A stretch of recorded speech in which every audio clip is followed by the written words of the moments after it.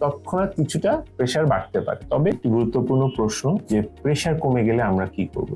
এই কোশ্চেনটা খোঁজার আগে আমাদের জানতে হবে কয়েকটা জিনিস। নাম্বার 1, আমি কি রেগুলার প্রেশারের ওষুধ খাই কিনা, অর্থাৎ আমার উচ্চ রক্তচাপ জনিত সমস্যা আছে তার জন্য আমি প্রেশার ওষুধ খাচ্ছি কিনা, এক।